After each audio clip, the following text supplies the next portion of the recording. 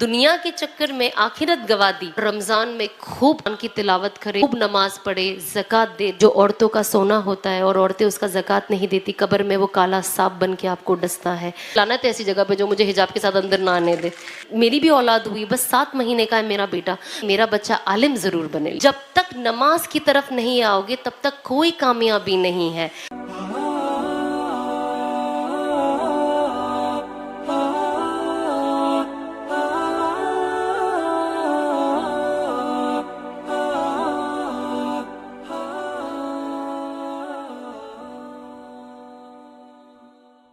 अस्सलाम वालेकुम वरहमतुल्लाहि वबरकातुहू। सबसे पहले तो मैं बहुत बहुत ज़्यादा खुश हूँ कि मुझे भिवंडी आने का मौका मिला, बिकॉज़ मैं बहुत अरसे से भिवंडी का नाम सुनती थी और यहाँ पे जो मुस्लिम माशाल्लाह से बहुत सुनती थी। तो मुझे लगता था पता नहीं कब जाऊँगी, मुझे हमेशा ऐसा लगता था बहुत दूर है। आज वाकई पता चल गया यहाँ आई तो बहुत दूर ही है ये मेरे घर से। लेकिन आने का एक कहते हैं ना एक एक्साइटमेंट था, स्पेशली आज जिस लिए मैं यहाँ आई हूँ। क्या मैं कोई कहते हैं ना, क्या मैं कोई एजुकेशन डिपार्टमेंट से या कोई इस तरीके से जो चीज़ें हैं वहाँ से कनेक्टेड हूँ? नहीं, मेरा एजुकेशन से इन टर्म्स ऑफ वर्क कोई लेना देना नहीं है। लेकिन आई सपोर्ट एजुकेशन, चाहे वो दीनी हो, चाहे वो एकेडमिकली जो दुनियावी तालीम हो। मैं हर चीज़ जो इंसान को बेहतरी की तरफ लेके जाती है मैं उसे सपोर्ट करती हूँ। मैं हमेशा यही सोचती थी कि काश मैं थोड़ा और पढ़ लेती, काश मैं थोड़ा और पढ़ लेती। लेकिन उतना हो नहीं पाया, बट एटलीस्ट उतना पढ़ पाई कि अगर जो भी मैं मेरी माजी ज़िंदगी में प्रोफेशन में थी, अगर नहीं होती तो कोई ना कोई एक ढंग का जॉब ढूंढ ही लेती। अब जब मेरी ज़िंदगी बदली और चीज़ें बदली मेरी लाइफ में, एंड फिर मेरा देखने का नज़रिया बदला, लोगों से जो अलग लोग हैं उनसे मिलने का मौका मिला। And then I came across schools, education इदारे जो दीन और दुनिया दोनों साथ चलाते हैं। और ट्रस्ट मी, स्पेशली जब मैं गुजरात गई थी तो मैं इतनी अम्यूज़्ड थी और मुझे ऐसा लगता था वाह काश ये होता। अब जब मैं स्कूल जाती थी अनफॉर्चुनेटली, तो हम क्योंकि दुनिया को टॉप प्रायोरिटी में ही रखा था और दीन कहीं ना कहीं पैरेलल भी नहीं था। बस घर में बच्चियां सलवार सूट पहने, है ना, रोज़े रखे, नमाज पढ़े। हमारे अम्मी अब्बू हमसे ये एक्सपेक्ट करते हैं कि हम घर आके एक अच्छे मुसलमान बने, जहां हम सुबह में फ़्रॉक पहन के स्कूल निकल रहे हैं, है ना। जब हम ऐसी स्कूल में जाते हैं तो आपको वैसे यूनिफॉर्म भी पहनना पड़ता है। कॉन्वेंट एजुकेशन चाहिए, जहाँ पे आपको दीन पे, आपकी दुनिया की एजुकेशन पे सबसे ज़्यादा इम्पोर्टेंस हो। तो जाहिर सी बात है मैं थोड़ा उस कैटेगरी में चली गई थी ना। रिमेंबर, मैं सुबह स्कूल के लिए निकलती थी फ्रॉक पहन के, because obviously it was a Christian school. वहाँ पे हमारा दिन अलग तरीके से शुरू होता था। एंड जब आज मैं वो चीज़ दूसरी जगह जाती हूँ और जब मैं देखती हूँ, मैंने कहा कितना अच्छा निज़ाम है ना। हमारी बच्चियाँ हिजाब पहन के आती है एंड अल्लाह के नाम से अपना दिन शुरू करती है, और कहीं ना कहीं हमें दीन की तरबियत भी मिल रही है और हमें सिखाया जा रहा है कि हम दुनिया को दीन के साथ लेकर भी चल सकते हैं। बिकॉज जब आप सिर्फ वेस्टर्न एजुकेशन पर ध्यान देते हो ना कि बस हमें सिर्फ पढ़ाई करनी है, और हम कुछ लोगों को आइडल बना लेते हैं कि इनको देख के देखो ये कर सकते। अब जैसे मुझे लोग पहले देखते थे, मुझे कहते थे अरे देखो ये तो नमाज भी पढ़ती है। आई रिमेंबर जब कुछ लड़कियां आती थी या कुछ लोगों की अम्मियां कहती थी मुझे कि देखो सना एक्टिंग तो भी कर रही है लेकिन नमाज भी पढ़ती है। आप समझ रहे हो ये निस्बत, ज़मीन आसमान का डिफरेंस है इसके अंदर। आप कैसे ज्वाइन कर सकते हो इससे? लेकिन ये इन्फ्लुएंस होता था लोगों के ऊपर कि इस तरीके से आप बैलेंस कर सकते हो, लेकिन ज़िंदगी जो असल है वो इस तरीके के बैलेंस से नहीं चलती है। और हमें बहुत ज़्यादा ज़रूरी है कि हम देखें कि हमारा एजुकेशन पे कितना तवज्जो है। हम कोशिश करें कि हम एजुकेशन को घर में भी बच्चों के लिए प्रायोरिटी रखें, लेकिन साथ ही साथ ये एजुकेशन का हमारा बच्चा क्या कर रहा है। अगर एजुकेशन आपकी ज़िंदगी में आपका फितना बन जाए तो ये तो नुकसान का सौदा हो गया ना। और वही एजुकेशन अगर आपके लिए दुनिया भी सवार देता है और आपकी आखिरत भी सवार देता है तो क्या ही बात हो जाती है उसके अंदर।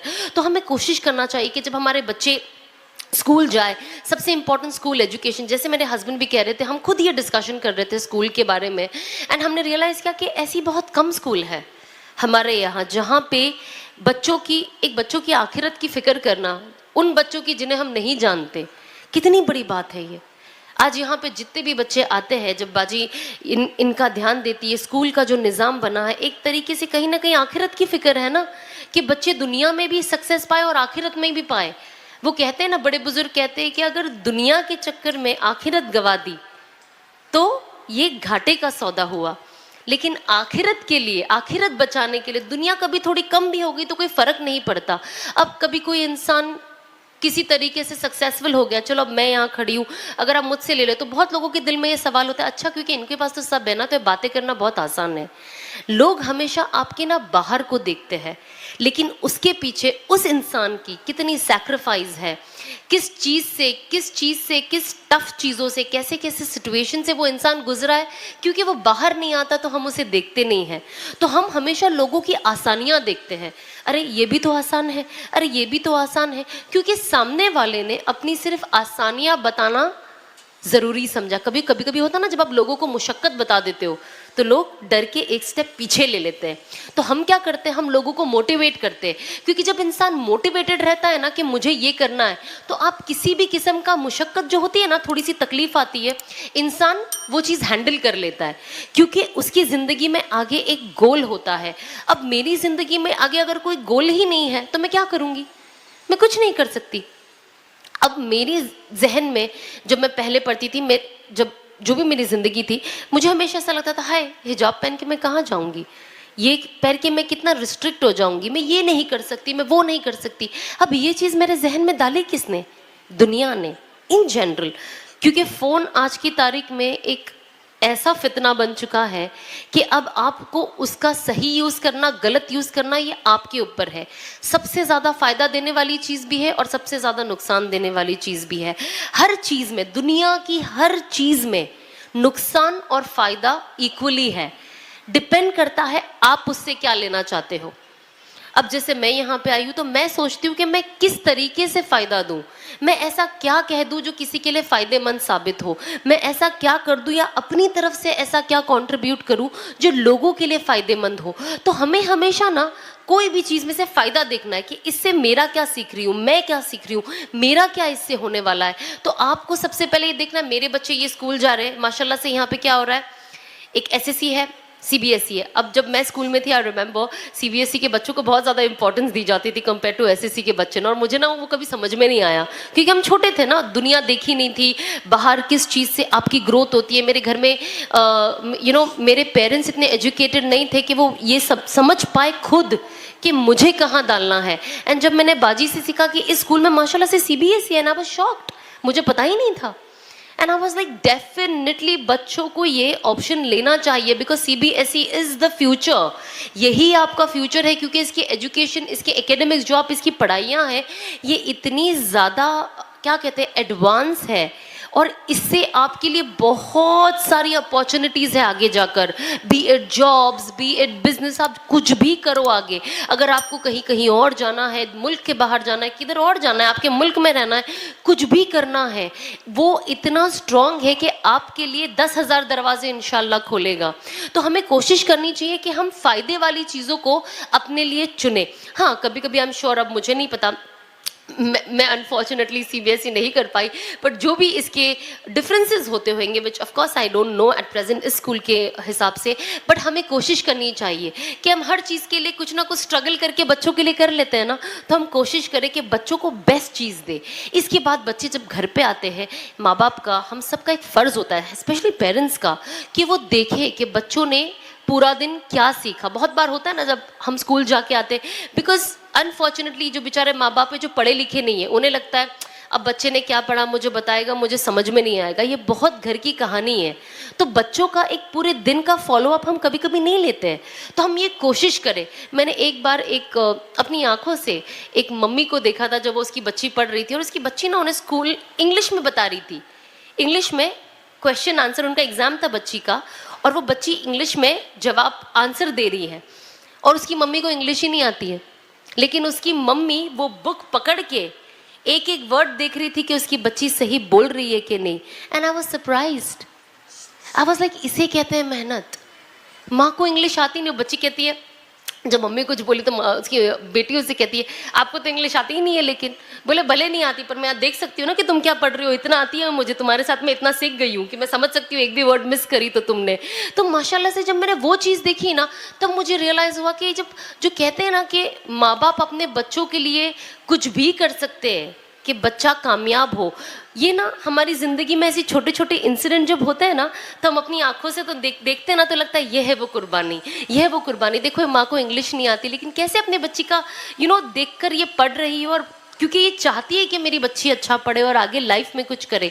तो हम सब भी कोशिश करें कि जब हमारे बच्चे स्कूल से वापस आए, आप उनसे पूछें कि पूरा दिन आपने क्या किया, आपने क्या पढ़ाई की, आपका क्या रिविजन। हम बच्चों को छोड़ देते हैं, फ़ोन देते छोड़ देते। अभी मैंने देखा कि बच्चे माशाल्लाह से, बाजी मुझे बता रहे थे कि हमने यहाँ पे स्विमिंग का जो पूरा जगह है, स्विमिंग करते हैं, स्पोर्ट्स खेलते हैं। आई वाज लाइक माशाल्लाह, आज के बच्चे तो सिर्फ फ़ोन में रहते हैं। तो बच्चे स्पोर्ट्स करें तो बच्चों का जहन भी स्मार्ट होता है ना। जो बच्चा फिजिकली एक्टिव होता है वो बच्चा स्मार्ट होता है। जो बच्चे फ़ोन में रहते हैं वो फ़ोन में ही रह जाते, वो लेज़ी हो जाते, वो कुछ नहीं कर पाते। तो हम कोशिश करें कि बच्चों का हर प्रॉब्लम का सल्यूशन फ़ोन दे के बिठाना नहीं है, और जब बच्चे थोड़े बड़े हो जाए हम इंस्पेक्ट करें कि बच्चे क्या देखते हैं। हमने बहुत बार ऐसा देखा, और ऐसे बहुत केसेस ना ही स्कूल में बट इन जनरल आते हैं जब बच्चे पता नहीं क्या क्या देखते हैं, और अब बच्चे कुछ ऐसी चीज़ कर दो, आप पूछते बच्चों को ये कहाँ से आपने सीखा, तो कहते हैं फ़ोन से। तो हम कोशिश करें कि बच्चों को फ़ोन दे के ना छोड़ ना दे। बहुत माँ बाप की, स्पेशली मदर्स की ये हालत होती है जब वो घर में अकेली होती है, उन्हें घर भी देखना होता है, काम भी देखना होता है, बच्चे परेशान भी करते। तो हम आज की तारीख में आप देखो हर बच्चा फ़ोन पे, आप कहीं पे भी जाओ, आप रेस्टोरेंट जाओ, आप फ्लाइट में बैठो, आप ट्रेन में जाओ, आप कहीं पे भी जाओ, बच्चों के हाथ में फ़ोन है, बस वो फ़ोन में ही लगे होते हैं। तो इट्स वेरी वेरी इंपॉर्टेंट कि हम इंस्पेक्शन करें अपने बच्चों का। और जैसे ही मेरे हस्बैंड कह रहे थे कि हमें अपना फ्यूचर देखना बहुत ज़्यादा ज़रूरी है, और future without education is zero. Generally हम जब हमारे यहाँ पे भी कोई होता है हम कहते हैं ना, अरे हमारे बच्चे क्या करेंगे, हम भिवंडी में एक कॉर्नर में रहते हैं, अरे हम धारावी में रहते हैं। क्यों नहीं कर सकते? जगह आपको कब से डिफाइन करने लग गई कि भिवंडी या धारावी या कोई भी, या मुमरा या कोई ऐसी जगह से कि बच्चे तालीम उस लेवल पे हासिल नहीं कर सकते जहाँ दुनिया में उनकी वाहवाही हो। जगह से और किसी का कोई लेना देना नहीं है, हमारी मेहनत से है। तो आप कभी ना सोचे, जनरली ये होता है ना जब हम माँ बाप से मिलते हैं, इन जनरल जब डिस्कशंस होते हैं, वो कहते हैं नहीं हम तो बहुत ये हमारा बहुत छोटी फैमिली है, छोटी जगह से आते हैं, ये हम क्या करेंगे हमारे बच्चों के लिए। बट ऐसी कोई बात नहीं है। मैंने बहुत लोगों को देखा है जो कहीं से नहीं आते, बहुत छोटे में गुजारा करते, एंड माशाल्लाह से उनके बच्चे किस लेवल की रैंकिंग पे आते, बड़े बड़े जॉब्स करते हैं माशाल्लाह से। तो हमारा फोकस, हम कभी भी, सबसे पहली बात है एज अ पेरेंट्स हम अपने आप को मोटिवेट करें कि ना हम किसी से छोटे हैं, ना हम किसी